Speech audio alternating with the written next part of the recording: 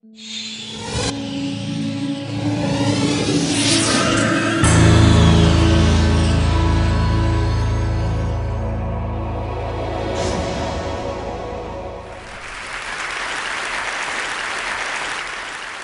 I want to take you on a trip to an alien world.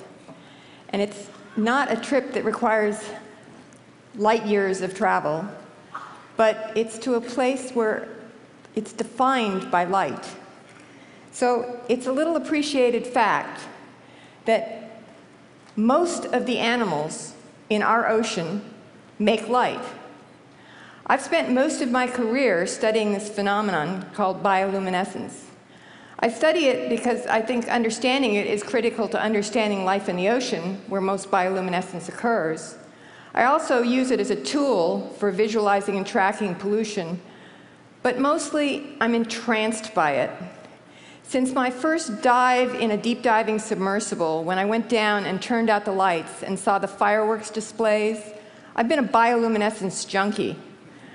But I would come back from those dives and try to share the experience with words, and they were totally inadequate to the task. I needed some way to share the experience directly, and the first time I figured out that way was in this little single-person submersible called Deep Rover. This next video clip, you're going to see how we stimulated the bioluminescence, and the first thing you're going to see is a transect screen that is about 1 meter across. In front of the sub, a mesh screen will come into contact with the soft-bodied creatures of the deep sea. With the sub's light switched off, it is possible to see their bioluminescence, the light produced when they collide with the mesh.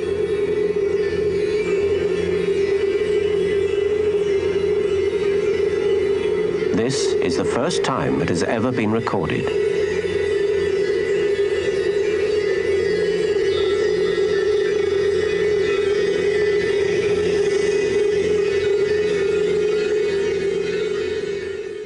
So I recorded that with an intensified video camera that has about the sensitivity of the fully dark adapted human eye, which means that really is what you would see if you took a dive in a submersible. But just to try to prove that fact to you, I brought along some bioluminescent plankton in what is undoubtedly a foolhardy attempt at a live demonstration.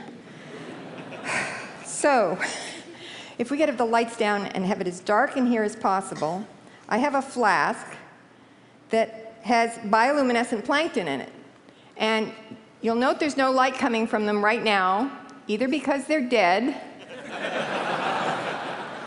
or because I need to stir them up in some way for you to be able to see what bioluminescence really looks like.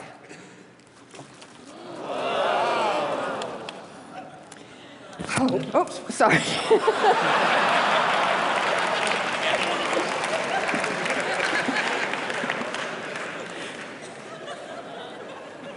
I spend most of my time working in the dark. I'm used to that.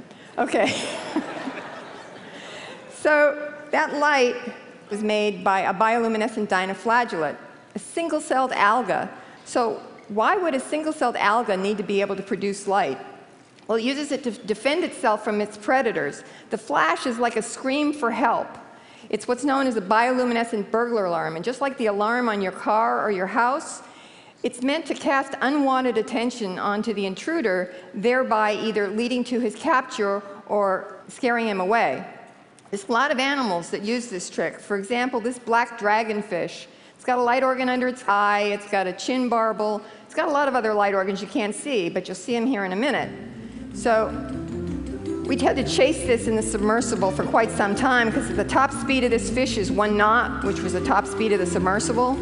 But it was worth it because we caught it in a special capture device, brought it up into the lab on the ship, and then everything on this fish lights up.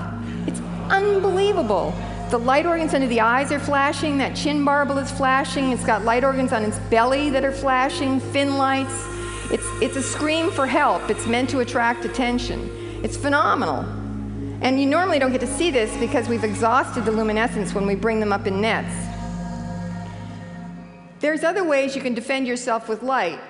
For example, this shrimp releases its bioluminescent chemicals into the water just the way a squid or an octopus would release an ink cloud. This blinds or distracts the predator. This little squid is called the fire shooter because of its ability to do this. Now, it may look like a tasty morsel, or a pig's head with wings,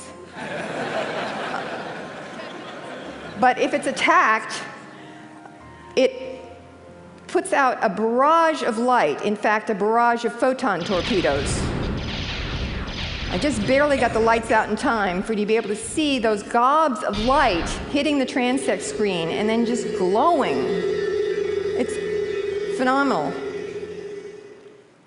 So there's a lot of animals in the open ocean, most of them, that make light, and we have a pretty good idea for most of them why. They use it for finding food, for attracting mates, for defending against predators. But when you get down to the bottom of the ocean, that's where things get really strange. And some of these animals are probably inspiration for the things you saw in Avatar, but you don't have to travel to Pandora to see them. There are things like this. This is a golden coral, a bush. It grows very slowly. In fact, it's thought that some of these are as much as 3,000 years old, which is one reason that bottom trawling should not be allowed. The other reason is this amazing bush glows. So if you brush up against it, any place you brushed against it, you get this twinkling blue-green light that's just breathtaking. And you see things like this. This looks like something out of a Dr. Seuss book. Just all manner of creatures all over this thing. And these are flytrap anemones. Now, if you poke it, it pulls in its tentacles. But if you keep poking it, it starts to produce light. And it actually ends up looking like a galaxy. It produces these strings of light, presumably as some form of defense. There are starfish that can make light, and there are brittle stars that produce bands of light that dance along their arms. This looks like a plant, but it's actually an animal, and it anchors itself in the sand by blowing up a balloon on the end of its stalk. So it can actually hold itself in very strong currents, as you see here. But if we collect it very gently and we bring it up into the lab, and then just squeeze it at the base of the stalk, it produces this light that propagates from the stem to the plume, changing color as it goes from green to blue. Colorization and sound effects added for your viewing pleasure. But we have no idea why it does that. Here's another one. This is also a sea pen. It's got a brittle star hitching a ride. It's a green saber of light.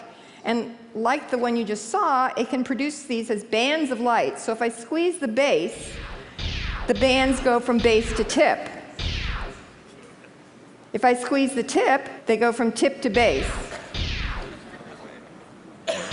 So what do you think happens if you squeeze it in the middle? I'd be very interested in your theories about what that's about. So there's a language of light in the deep ocean, and we're just beginning to understand it. And one way we're going about that is we're imitating a lot of these displays. This is an optical lure that I've used. We call it the electronic jellyfish. It's just 16 blue LEDs that we can program to do different types of displays.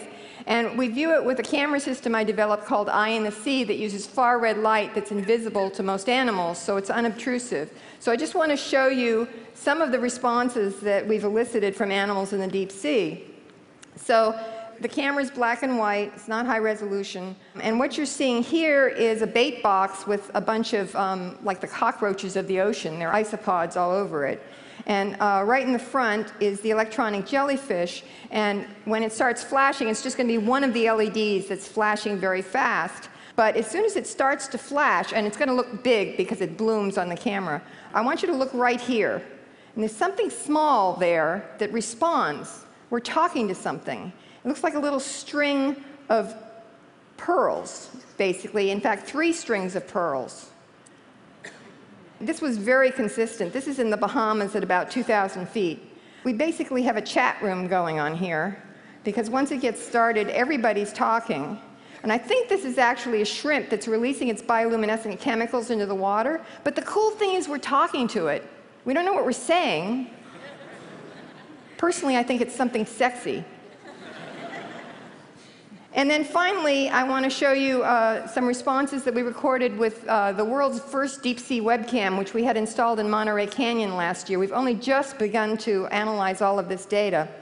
This is going to be a glowing source first, which is like bioluminescent bacteria, and it is an optical cue that there's carrion on the bottom of the ocean. So this scavenger comes in, which is a giant 6-gill shark, and I can't claim for sure that the optical source brought it in because there's bait right there, but if it had been following the odor plume, it would have come in from the other direction. And it does actually seem to be trying to eat the electronic jellyfish. That's a 12-foot long giant 6-gill shark. Okay, so this next one is from the webcam, and it's going to be this pinwheel display, and this is a burglar alarm.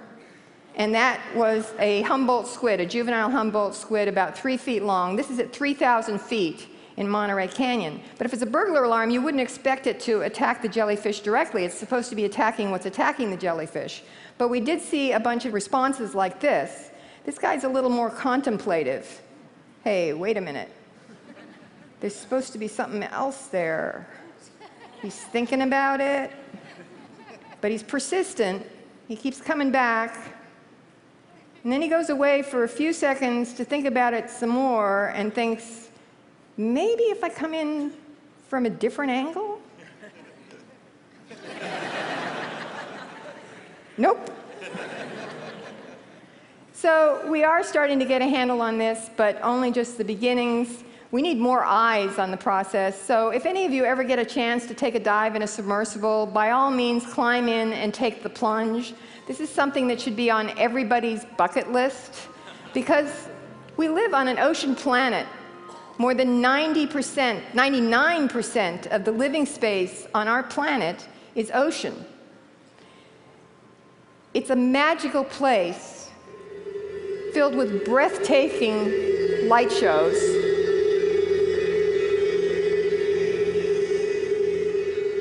And bizarre and wondrous creatures, alien life forms that you don't have to travel to another planet to see. But if you do take the plunge, please remember to turn out the lights. But I warn you, it's addictive.